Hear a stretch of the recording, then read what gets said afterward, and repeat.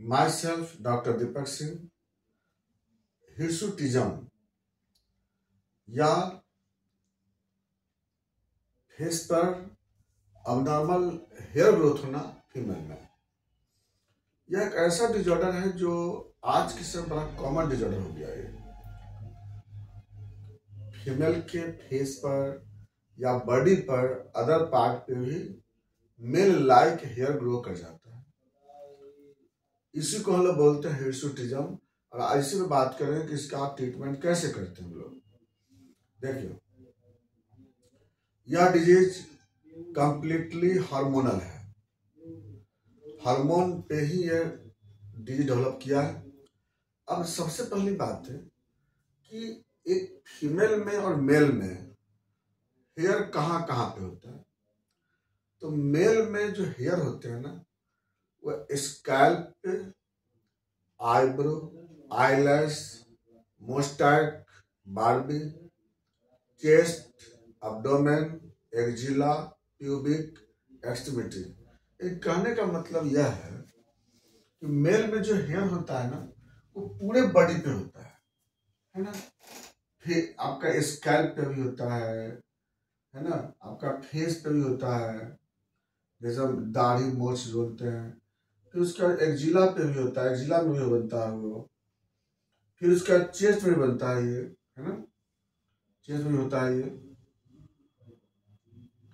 फिर हाथ पे भी होता है बाल। ये तो मेल में ना होता है सारी जगह। यहाँ भी होता है, स्कैल्प पे भी हेयर होते हैं, है ना, आईब्रो पे होते हैं। फिर उसका फेस ये पर दाढ़ी पे होता है, दाढ़ी मोछ होते हैं यहाँ पे, ये सब पे बाल होते हैं।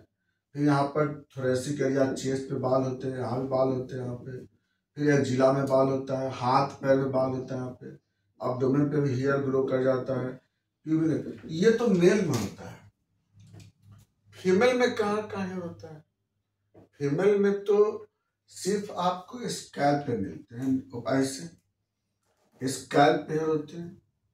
और फिर वैसे ही कहाँ पे होगा? फिर आपको स्कैल्प के बाद आईब्रो, आईलैश और प्लस एक्जिला में भी होते हैं, लेकिन वहां पर सॉफ्ट होते हैं, है ना। फीमेल में कहाँ कहाँ पे मेनली बाल होती है? मेनली एक होता है स्कैल्प पे, यहाँ पे होता है 1 नंबर। दूसरा जो होता है वो आईब्रो, आईलैश पे होते हैं 2 नंबर। तीसरा होता है एक्जिला में, जो बहुत सॉफ्ट होते हैं, एक्जिला में होता है सॉफ्ट होता है। और एक यहाँ प्यूबिक एरिया में होता है, ये प्यूबिक एरिया में 4 नंबर। इतना ही होना चाहिए बाल। लेकिन होता क्या है, बहुत सारे फीमेल में एक्सट्रीमिटीज में हेयर हो जाना, पैर में बाल हो जाना, हाथ पे बाल हो जाना। उतना ही नहीं, एक्जिला में हो जाता है, फिर फेस पे हो जाता है, थोरैक्स पे, चेस्ट पे, अब्डोमेन पे। अगर ऐसा होता है उसको हम लोग बोलते हैं हिर्सुटिज्म बोलते हैं। आखिर ये होता क्यों है? जैसा कि ये इसके पहले भी हम बहुत बार बोल चुके हैं चीज को हम लोग, कि यहाँ पर स्कैल्प पे जो हेयर ग्रो करता है ना, या एस्ट्रोजन हार्मोन के कारण होता है। यहाँ पे एस्ट्रोजन का, और ये तो खैर बिना हार्मोन का ग्रो करता है आईब्रो, आईलैश पे। और एक्जिला में जो ग्रो करता है, या एस्ट्रोजन प्लस एंड्रोजन या टेस्टोस्टेरोन दोनों पे होता है। और प्यूबिक में जो होता है, यहाँ भी एस्ट्रोजन प्लस एंड्रोजन दोनों से होता है। लेकिन इसके अलावा बाकी एरिया में जो ग्रो करता भी है, तो एंड्रोजन हार्मोन के बनने का है। तो फीमेल में एंड्रोजन हार्मोन नहीं बनना चाहिए, नहीं बनता है। बनता कहाँ से है? तो बनता है 2 जगह से। एक बनता है एडिनल ग्लैंड के जोना रेटिकुलरिस से, और दूसरा बनता है ओवरी से, ओवरी में सिस्ट बनने के कारण। तो एंड्रोजन हार्मोन फीमेल में नहीं बनता है नॉर्मल में। लेकिन अगर किसी फीमेल में एंड्रोजन हार्मोन बना, अगर थोड़ा बना, तो थोड़ा बनने पे नी ज्वाइंट के नीचे बाल हो जाते हैं, थोड़ा सा बनने पर।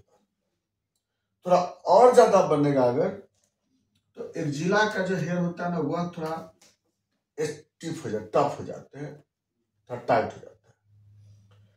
थोड़ा और बनेगा अगर तो यह हेयर नी जॉइंट से ऊपर ग्रो कर जाते हैं, और इसी समय यहां पर फेस पे भी या मैंडिबल एरिया में एक दो बाल हो जाते हैं।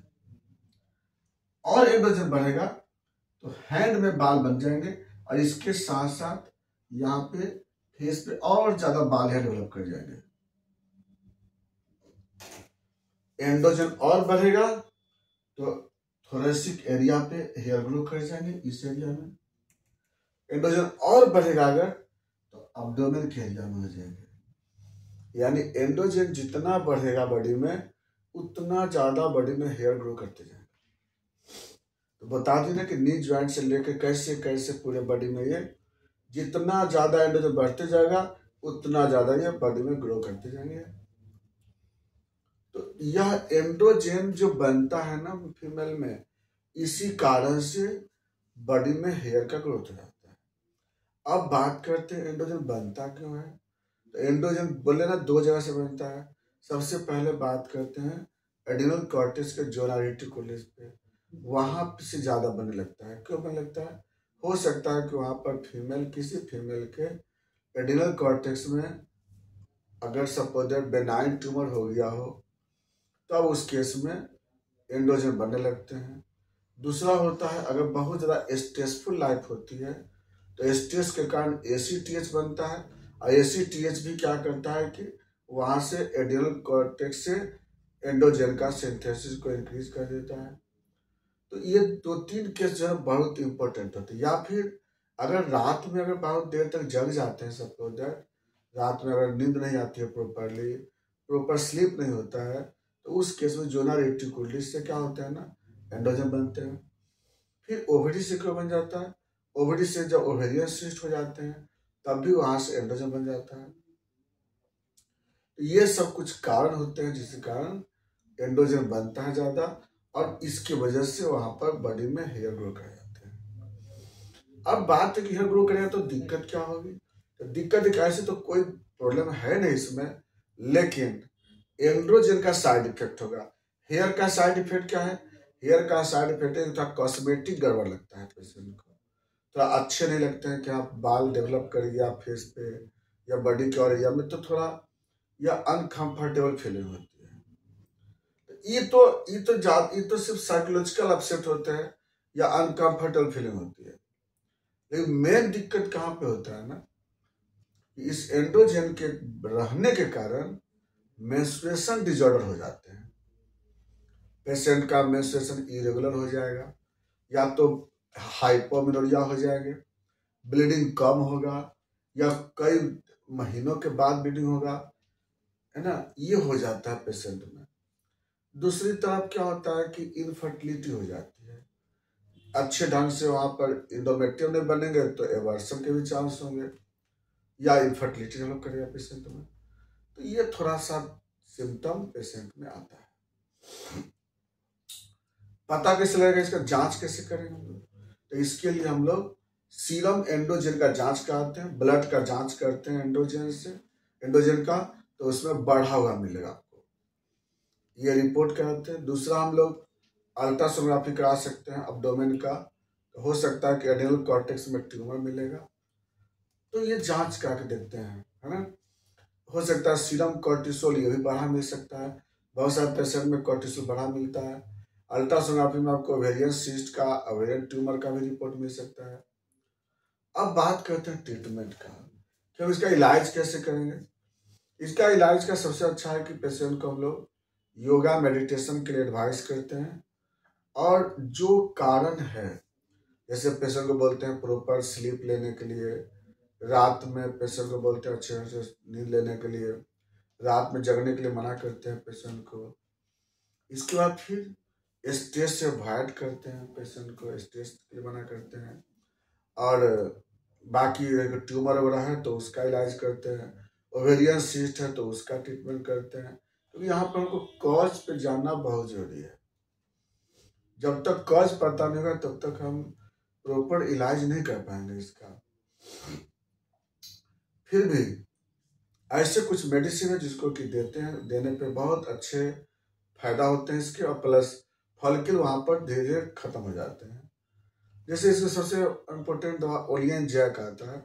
ओलियन जैक 3x पावर में आप अगर सपोज दैट सुबह शाम अगर खिलाते हैं तो इसमें चांसेस है कि इसमें हेयर धीरे धीरे सॉफ्ट हो जाते हैं और धीरे धीरे वहां से रिमूव हो जाते हैं। दूसरे नंबर पे दवा होती है थूजा। थूजा 200 पावर में पेशेंट को हम लोग देते हैं, डेली सुबह देते हैं थूजा 200। बाद में क्या करते हैं, ये थूजा जो है ना वीकली देते हैं, और नहीं तो फिर पावर को बढ़ा देते हैं हम लोग 1 में, और फिर पेशेंट को हम लोग देते हैं थूजा। अगली दवा इसमें देते हैं हम लोग सीपिया देते हैं। सीपिया भी हम लोग 200 पावर में देते हैं शुरू में, बाद में 1 में देते हैं पेशेंट को। तीसरी दवा होती है इसमें नेट्राम्यूर। नेट्राम्यूर इसमें हम लोग देते हैं, पहले बायोकेमिक्स से 3x से स्टार्ट करते हैं, बाद में इसमें पेशेंट को डायलेशन यूज करते हैं। नेक्स्ट मेडिसिन इसमें आता है अर्निका होती है। इसमें अर्निका हाई पावर से स्टार्ट करते हैं, डायरेक्ट हाई पावर ही पेशेंट को देते हैं, लो पावर नहीं देते हैं हम लोग। और प्लस और भी इसमें बहुत सारे मेडिसिन आते हैं, बहुत सारे ड्रग्स होते हैं, डिपेंड करता है पेशेंट के कॉज पे, कॉन्स्टिट्यूशन पे, क्योंकि हार्मोनल डिजॉर्डर है ना, इसलिए अगर इसमें अगर आपका कोई पेशेंट हो या अगर है पेशेंट तो आप हमें डायरेक्ट संपर्क कर सकते हैं। जहाँ पे हेयर ग्रोथ ज़्यादा करिए, जैसे फेस वगैरह पे, आप उसका जो डायरेक्ट इमेज भेज सकते हैं हमको। आप डायरेक्ट क्लिनिक पे संपर्क कर सकते हैं, आ सकते हैं, ऑनलाइन भी ऑफलाइन भी, दोनों में भी दवाई जो इसका है। और यह लगभग हम लोग जितने लोगों का इलाज किए हैं, लगभग सारे पेशेंट के यह है गायब हो गए। हाँ, लेकिन एक चीज होता है इसमें, आपको थोड़ा स्टेमिना बनाना पड़ता है, थोड़ा क्या बोलते हैं, पेशेंस रखना पड़ता है, क्योंकि हार्मोनल डिजॉर्डर है, धीरे धीरे इसको ठीक करना पड़ता है। लेकिन अगर जब तक कि आप सपोर्ट नहीं करेंगे तब तक इसमें थोड़ा मुश्किल होती है। और जितना मरीज हम देखे अभी तक में, लगभग 100% सारे के सारे इसमें ठीक हो गए। हाँ, कुछ मरीज घबराया क्यों, क्योंकि उसने सपोर्ट नहीं किया, वो पेशेंस रखा नहीं, या जो कॉज थे कॉज को रिमूव नहीं किए। हम बोले स्ट्रेस से अवॉइड करना है, अब उसको स्ट्रेस में रहने लग रहा। तो कहने का मतलब होता है कि जब तक आप सपोर्ट नहीं करेंगे तब इसमें थोड़ा सा डिफिकल्ट आ सकती है, लेकिन यह ठीक होती है, बहुत अच्छी। ये था आपका हिरसुटिज्म एंड फेस पे हेयर ग्रो कर जाना। बाकी बात चलेंगे नेक्स्ट वीडियो में। थैंक्स।